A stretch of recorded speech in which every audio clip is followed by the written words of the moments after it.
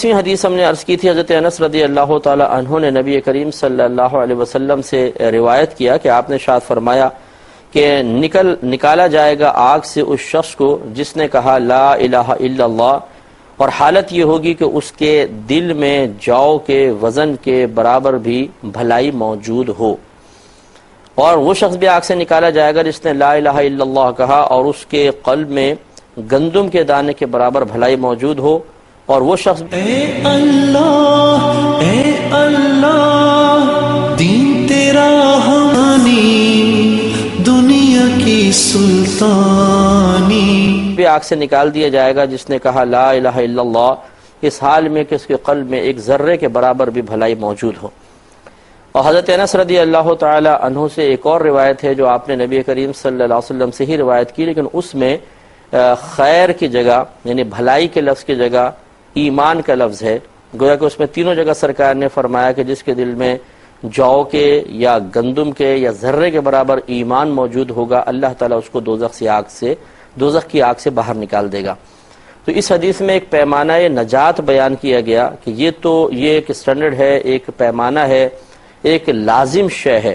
کہ جو دنیا سے حالت ایمان میں رخصت ہوا، چاہے وہ کتنا ہی بدکار، کتنا ہی گناہگار، کتنا ہی سیاہ کار کیوں نہ ہو، چاہے اللہ تبارک و تعالیٰ ناراض ہو کے اسے اولاً جہنم میں ہی کیوں نہ ڈال دے، لیکن وہ ایک نہ ایک دن جنت میں ضرور جائے گا۔ یہ اللہ تبارک و تعالیٰ کا وعدہ ہے، اور نبی کریم صلی اللہ علیہ وسلم نے اسی طرف اشارہ فرمایا۔ اور یہ شروع میں ہم وضاحت کر چکے ہیں کہ عند الاحناف یعنی حنفیوں کے نزدیک ایمان میں مقدار کے اعتبار سے کمی زیادتی نہیں ہو سکتی، ہاں ہمارے ہاں کیف کے اعتبار سے، کیفیت کے اعتبار سے ایمان میں کمی بیشی ہوتی ہے، یعنی ایمان ضعیف ہو سکتا ہے یا قوی ہو سکتا ہے۔ ایسا نہیں کہ ایمان جو ہے ہم اس کو ناپ سکیں کہ یہ دیکھیں اتنا بڑا ایمان ہے، یہ اتنا چھوٹا ہے، یہ اتنا چھوٹا ہے، مقدار کے اعتبار سے کمی بیشی نہیں ہوتی ہے۔ یہاں پر بھی یہ ہے کہ یوں سمجھ لیں کہ ایمان ایک یقین کا نام ہے، تو گویا کہ نبی کریم صلی اللہ علیہ وسلم ارشاد فرماتے ہیں کہ جس کے قلب میں اللہ تبارک و تعالی نے جو کچھ عقائد کے باب میں تعلیمات اپنے نبیوں کے ذریعے لوگوں تک پہنچائی، ان چیزوں کے بارے میں اگر ایک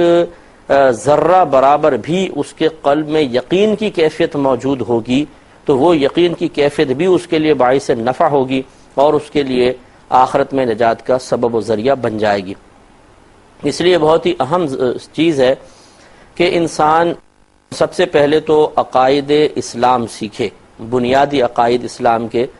ہمارے ہاں ایسا ہوتا ہے کہ جو مختلف فی مسائل ہیں یعنی جس میں عموماً اختلاف ہوتا ہے، اس میں تو بہت ہی ذوق و شوق پایا گیا ہے، اور ہر شخص انہیں سیکھنے کے بعد ایک مناظر بننے کے موڈ میں نظر آتا ہے کہ بس مجھے اس کے دلائل پتہ چل جائیں تو میں کسی سے بحث کر سکوں، اس کے دلائل پتہ چل جائیں تو بحث کرنے کا موقع ملے اور میں غالب آنے میں کامیاب ہو جاؤں۔ لیکن جو اصل بنیادی عقائد ہیں، مثلا اللہ تبارک و تعالی کی ذات و صفات سے متعلقہ عقائد، آسمانی کتابیں، انبیاء علیہ السلام، نبوت و رسالت، جنت دوزخ، جن فرشتے، تقدیر، آخرت، یہ چند ٹاپک میں نے آپ کو بتایا، یہ موسٹ امپورٹنٹ ٹاپک ہیں کہ جن کے بارے میں صحیح یقین انسان کو نجات دلوائے گا، اور خدا نخواستہ اس میں ذرا بھی غلط یقین پیدا ہوا یا جو اصل یقین یا صحیح یقین شریعت کو درکار ہے اس میں خرابی پیدا ہو گئی تو انسان یا تو کافر ہو جاتا ہے یا بدعتی ہو جاتا ہے۔ اس لیے ہر عاقل بالغ مسلمان مرد و عورت کو چاہیے کہ دیکھیں بعض اوقات انسان کو خود یہ احساس نہیں ہوتا کہ مجھے کس چیز کی ضرورت ہے، کیونکہ ہم تو اس چیز کو ضرورت سمجھتے ہیں کہ مثلا کوئی پیاس لگ رہی ہے تو ہم کہتے ہیں یہ پانی کی ضرورت ہے، بھوک لگ گئی تو کھانے کی ضرورت ہے، یعنی جس چیز کا باقاعدہ ایک احساس طبیعت کرتی ہے یا کوئی احساس دلا دیتا ہے تو ہم اس کی اہمیت کو سمجھتے ہیں، اسے اپنی ضرورت قرار دے دیتے ہیں۔ اور اگر اس قسم کے کوئی قرائن یا کوئی علامات یا کوئی ذرائع اور اسباب ہمیں حاصل نہ ہوں جو حقیقتاً ہماری ضرورت کی نشاندہی کر رہے ہوں تو ہمیں اتنا شعور نہیں ہوتا کہ ہم کسی کے پاس جا کے پوچھ لیں کہ یہ بتائیے کہ مجھے آخرت کی بہتری کے لیے اللہ تبارک و تعالیٰ کی بارگاہ میں درجات قرب حاصل کرنے کے لیے کس کس چیز کی ضرورت ہے اور وہ میرے پاس ہے یا نہیں ہے، ہونا یہ چاہیے۔ تو اس لیے جب ہم خود بتکلف کسی کے پاس جائیں گے اور اس طرح عقائد دلائل کے ساتھ سیکھیں گے تو پھر یہ ہے کہ ایمان مضبوط رہے گا اور جتنا ایسے لوگوں کی صحبت میں رہیں گے، ایسے علوم تا حیات حاصل کرتے رہیں گے، اتنا ہی ہمارا یقین مضبوط سے مضبوط تر ہوگا اور دل اس یقینی کیفیات کے ساتھ رہے گا۔ اس کے برعکس جو مسلمان ان چیزوں میں اپنی ضرورت کو تلاش نہ کرے یا اسے احساس و شعور ہی نہ ہو کہ مجھے یہ چیزیں سیکھنی بھی چاہیے، اور پھر ایسے لوگوں کی صحبت اختیار کر کے رکھے جو جاہل قسم کے ہیں، غافل قسم کے ہیں، تو پھر شیطان آپ کو پتہ ہے کہ بڑے پری پلاننگ، بہت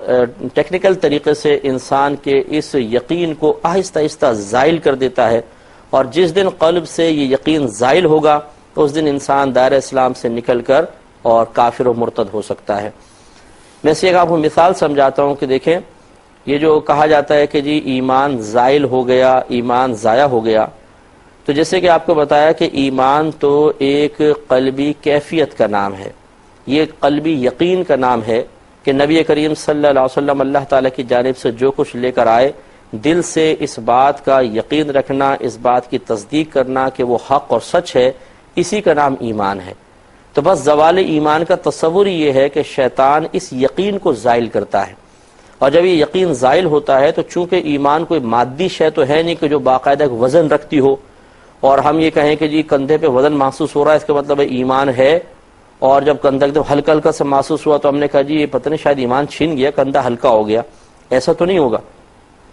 لہذا شیطان اس یقین کو زائل کر دیتا ہے جو یقین آخرت کی نجات کے لیے ضروری ہے، اور جس کی نشاندہی سرکار نے اس حدیث میں فرمائی، یعنی پھر ذرہ برابر بھی یقین نہیں چھوڑتا ہے۔ اور اس کی علامت یہ ہے، یا اس کو ایک مثال سے مزید آپ کو یہ سمجھا دیتا ہوں کہ مثال کے طور پہ ایک شخص پر پے در پہ اللہ تعالیٰ کی طرف سے مصیبتیں نازل ہوتی ہیں، تو اولاً جب مصیبت آئی، مثلا کوئی بیٹا مر گیا، جوان بیٹا، دکان پہ آگ لگ گئی، مکان گر گیا، ڈاکو لوٹ کر لے گئے، تو وہ شخص بڑا پریشان ہوتا ہے، مضطرب ہوتا ہے، اور لوگوں سے اپنے دکھ شیئر کر رہا ہوتا ہے۔ اس وقت چپکے سے شیطان اس کے کان میں ایک بات ڈالتا ہے، وسوسہ ڈالتا ہے کہ کیا یہ اللہ تعالیٰ کا معاذ اللہ تیرے ساتھ ظلم نہیں ہے؟ کیا یہ انصاف ہے؟ ایسا ہونا چاہیے تھا۔ بس یہ خیال آتا ہے تو بعض اوقات تو ایسا ہوتا ہے انسان کہتا ہے لا حول ولا قوت، یہ کیسے خیال آنے لگ گئے، اور اندر سے ایک باطنی مزاحمت ہوتی ہے، ریزسٹنس ہوتی ہے جو اس قسم کے خیال کو دور کرتی ہے،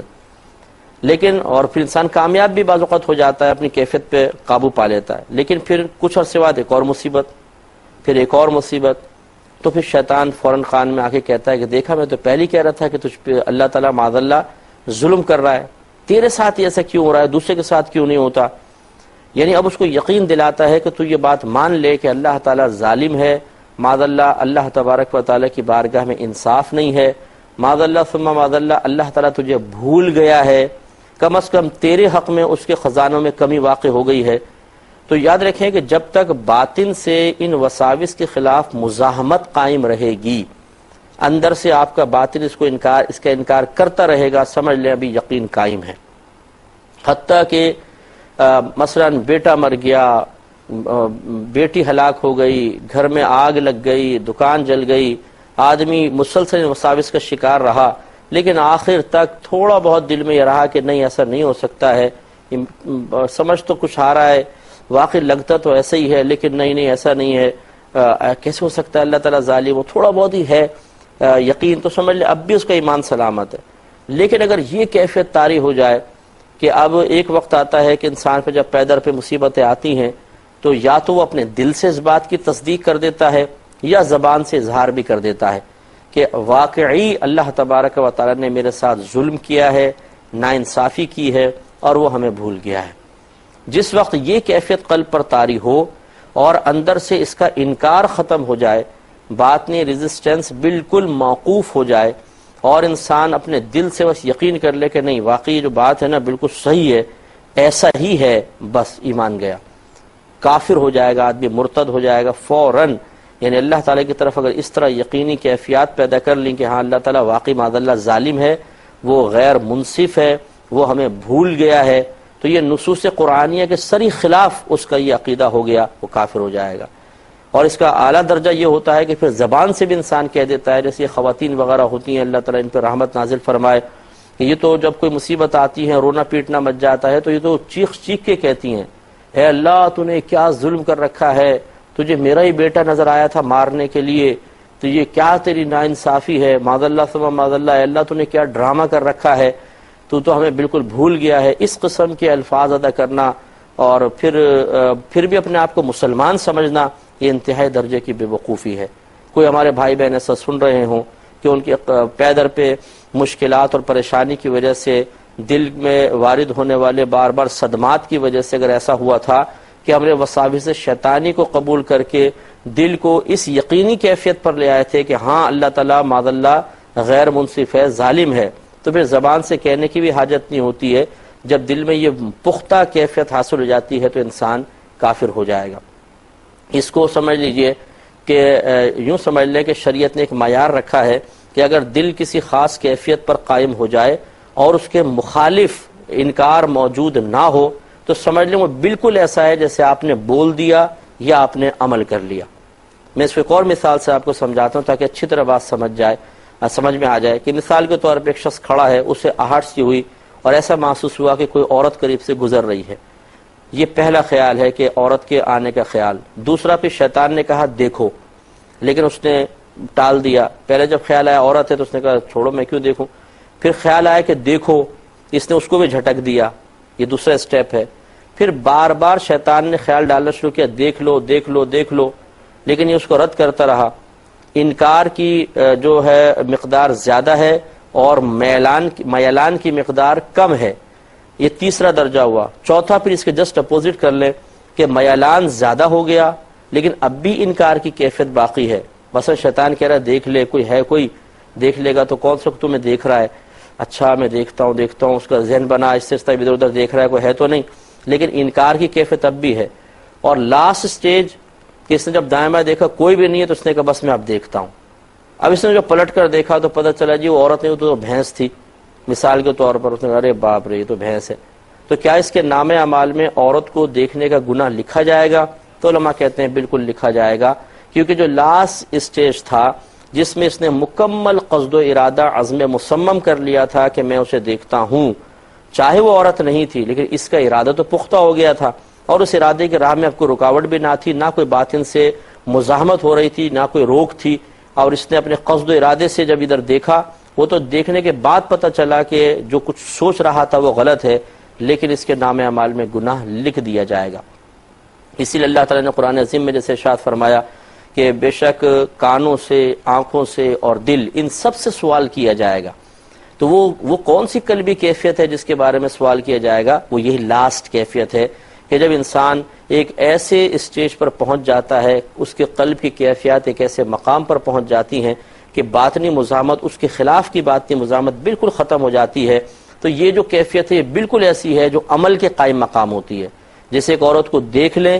یہ دیکھنا گناہ، اور اگر دل میں کیفیت آئی اچھا میں دیکھتا ہوں اور درمیان میں کوئی رکاوٹ نہیں ہے تو بس یہ بھی گویا کہ دیکھنے کے قائم مقام ہے. اسی طریقے سے اگر کوئی کلمہ کفر زبان سے نکال دے، جس طریقے سے اس سے انسان دائرہ اسلام سے خارج ہو جاتا ہے، قلب میں پیدا ہونے والی وہ کیفیات، وہ وساوس کہ جس کو انسان قبول کر لے اور اس کے مقابل اس کے باطن کی مزاحمت بالکل ختم ہو جائے، وہ ایسا ہی ہے جیسے اس نے زبان سے نکال دیا یا وہ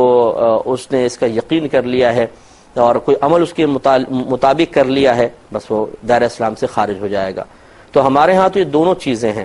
کبھی تو ایسا ہوتا ہے کہ پیدر پہ قلب پہ وارد ہونے والی کیفیات کو ہم اس طرح قبول کر لیتے ہیں کہ جانب مخالف بالکل ختم ہو جاتی ہے اور دل یقین کی کیفیت میں آ جاتے ہیں ہاں اللہ تعالیٰ ظالم ہے، معاذ اللہ ثم معاذ اللہ، لیکن زبان پر نہیں لاتے ہیں، ڈرتے ہیں یا موقع نہیں ملا. اور کبھی اس سے آگے اسٹیج پہ بڑھ جاتے ہیں، یعنی اگلا اسٹیپ اٹھا لیتے ہیں اور لوگوں کے سامنے برملا بولتے ہیں کہ یار اللہ تعالیٰ تو معاذ اللہ لگتا ہے سو گیا ہے، اللہ تعالیٰ نے کیا یہ ڈرامہ کر رکھا ہے، اللہ تیرا کیا گورکھ دھندا ہے، معاذ اللہ اے اللہ تعالیٰ تو ظالم ہو گیا، بھول گیا ہے. یہ منہ سے کہہ دیتے ہیں تو وہ شخص پہ جب قلبی کیفیات جو ایسے اسٹیج پر آ جائیں کہ اسے انسان حق سمجھنے لگ جائے، اس کے جانب مخالف کو ترک کر دے، اسی سے کافر ہو جاتا ہے، تو زبان سے نکلنے والے الفاظ تو بدرجہ اولیٰ ہوں گے. تو یاد رکھیں کہ وہ شخص کبھی جہنم سے باہر نہیں آئے گا کہ جو اس قسم کے معاملات میں ارتداد یعنی مرتد ہو جائے اور ارتداد کا مظاہرہ کرے، وہ تو گیا. تو جب تک قلبی کیفیات کم از کم اس اسٹیج پر ہیں کہ وساوس شیطانی ہیں، عقیدے کے خلاف بات ہے، قلب اس کیفیت پر آیا ہوا ہے، لیکن باطن میں ذرا سی مزاحمت بھی موجود ہے، تو انشاءاللہ نجات ہوگی، جیسے کہ حدیث کہہ رہی ہے۔ تو ہمیں ڈرنا چاہیے اس بات سے کہ اللہ نہ کرے ہم ایسوں کی صحبت میں نہ رہیں، ایسے کام نہ کریں، ایسے وساوس کو جگہ نہ دیں کہ یہ جو ذرہ برابر یقین کی کیفیت ہے وہ بھی نکل جائے۔ اگر یہ نکل گئی تو پھر جہنم سے کبھی بھی نجات نہیں مل سکتی، آدمی ہمیشہ ہمیشہ ہمیشہ کے لیے جہنم میں رہے گا، اور وہاں کا عذاب برداشت کرنا ہمارے بس کی بات نہیں ہے۔ اس لیے اللہ تعالیٰ سے ایمان کی سلامتی کی دعا بھی مانگتے رہیں، اور جیسے کہ رد المحتار جو فتاوی شامی کہلاتی ہے، اس میں علامہ ابن عابدین شامی صاحب رحمۃ اللہ علیہ نے یہ باقاعدہ مشورہ دیا ہے کہ رات کو سونے سے پہلے انسان کو چاہیے کہ تجدید ایمان کر لیا کرے۔ یعنی تجدید ایمان کا طریقہ یہ ہے کہ آپ روزانہ اس طرح مکالمات کہہ لیں، الفاظ کوئی بھی ہوں، کہ اللہ تعالیٰ اگر سابقہ زندگی میں مجھ سے کوئی ایسا کلمہ کفر زبان سے صادر ہو گیا ہو، یا میرے دل پہ کوئی ایسی کیفیت آئی ہو جس کو کفر میں شمار کیا جاتا ہو، تو میں صدق دل سے اس پر توبہ کرتا ہوں اور احتیاطاً تجدید ایمان کرتا ہوں۔ پھر آپ کلمہ پڑھ لیں، پہلا کلمہ اور دوسرا کلمہ پڑھ لیں، تو انشاءاللہ یہ گویا کہ ایمان دوبارہ سلامت ہو جائے گا، کہ خدا نخواستہ ختم ہو بھی گیا ہوگا۔ اور آدمی اگر اسی رات بالفرض مر جاتا ہے یا بعد میں مرتا ہے تو حالت ایمان پہ انشاءاللہ رخصت ہوگا۔